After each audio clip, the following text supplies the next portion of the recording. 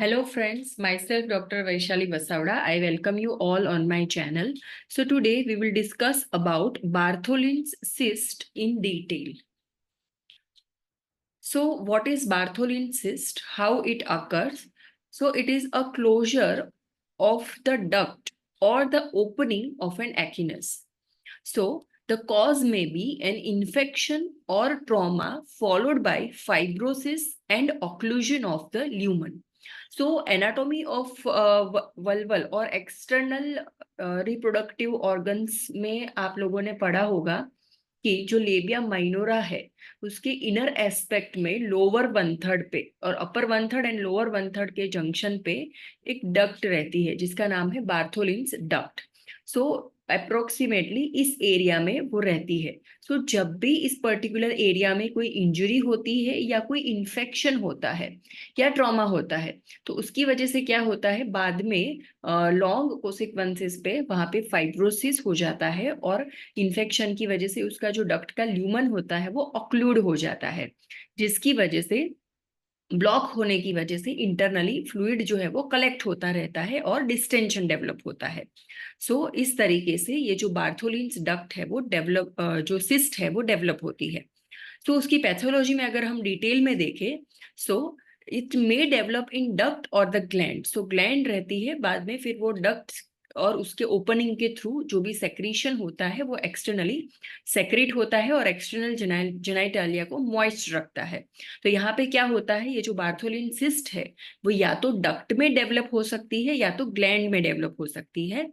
And generally almost all cases में ये जो डक्ट है वो ही ऑलमोस्ट इन्वॉल्व रहती है compared to gland, so which the gland adheres to posterolaterally, and the lining epithelium can differentiate the cyst of duct or gland. So cyst बनने के बाद उसका जो cyst का जो lining epithelium होता है उसके according you can decide whether duct is involved or gland is involved.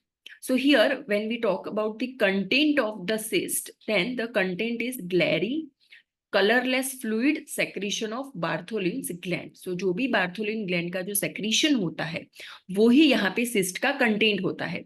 क्यों? क्योंकि बार्थोलिन का जो डक्ट है या जो सिस्ट है वो ऑक्लूड हो गया है वहां पे.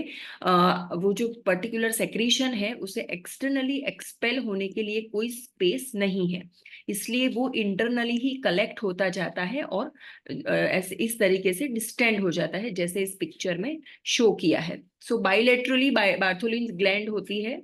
जिस साइड पे ऑक्लूजन या जिस साइड पे इंफेक्शन अफेक्ट करता है उसी साइड पे ये जो बार्थोलिन सिस्ट है वो डेवलप होती है. Next is about clinical features.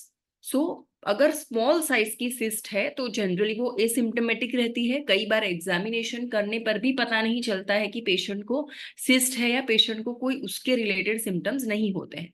जब वो धीरे धीरे करके लार्ज साइज की हो जाती है ऑलमोस्ट मैक्सिमम वो हैन के एग के जितनी साइज की हो सकती है. सो ऐसे केसेस में लोकल डिस्कम्फर्ट रहती है ऑन सिटिंग स्टैंडिंग और वॉकिंग.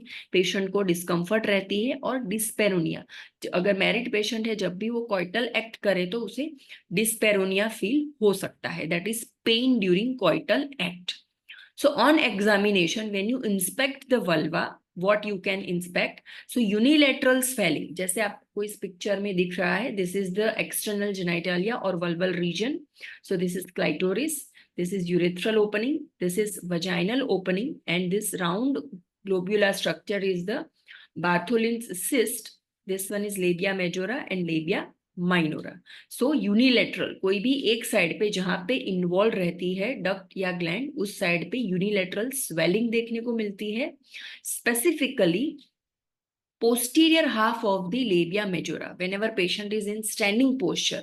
तो यहाँ पे आप दो पार्ट में डिवाइड करोगे तो ये anterior aspect है and this one is posterior aspect. So posterior half of the labia majora यहाँ पे swelling रहती है जो usually opens up at posterior end of the labia minora. So आमतौर पे ये जो डक्ट की जो या ग्लैंड की जो सिचुएशन है वो लेबिया माइनोरा के इनर एस्पेक्ट में रहती है तो उसका ओपनिंग जो है वो लेबिया माइनोरा पे रहता है. So due to the cyst's medial projection, the vulval cleft looks like an S shape. So यहाँ पे clearly you can make out the black colour one S shape structure, so it depends जिस side पे है, reverse S और regular S. सो S shape का ये जो Clift है, ये जो वल्वल ओपनिंग का जो क्लिफ्ट है, वो एस शेप का हो जाता है because of medial projection of the gland. The overlying skin is thin and shiny, जो भी ये सिस्ट है उसके ऊपर जो स्किन रहती है वो थिन हो जाती है और शाइनी रहती है। The cyst is fluctuant and non tender, so यहाँ पे पेशेंट को कोई टेंडरनेस नहीं होती है, बस डिस्कम्फर्ट होती है due to size of cyst and fluctuant, क्योंकि उसके अंदर फ्लूइड कलेक्शन है तो इजीली वो फ्लक्चुएंट रहती है।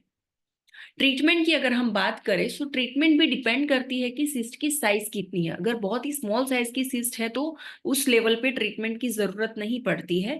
जनरली सिस्ट की साइज कितनी है, पेशेंट को कितने लेवल का डिस्कम्फर्ट है, वेदर सिस्ट इज इन्फेक्टेड और नॉट, इतने पैरामीटर्स पे डिपेंड करता है कि आप कैसी ट्रीटमेंट सजेस्ट करोगे पेशेंट को।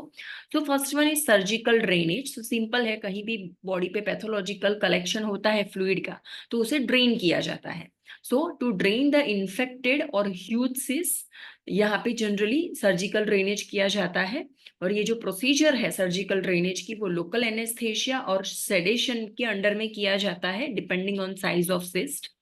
तो यूजुअली इसमें a small incision on cyst allow it to drain, and small incision लेने के बाद वहां पे स्मॉल रबर ट्यूब और कैथेटर जो है वो प्लेस किया जाता है inside the incision, and the catheter stays in place for up to 6 week, depend करता है कितना ड्रेनेज है। तो अराउंड अप टू 6 week जो है वो ड्रेनेज रखा जाता है, जिसकी वजह से इंसिजन है जो भी है वो ओपन रहता है और उसका जो ड्रेनेज है, जो कलेक्शन है, वो कंप्लीटली ड्रेन हो सके। देन एंटीबायोटिक्स, अगर सिस्ट इन्फेक्टेड है तो यूजुअली एंटीबायोटिक्स जो है वो यूज की जाती है ब्रॉड स्पेक्ट्रम और based on swab culture and sensitivity.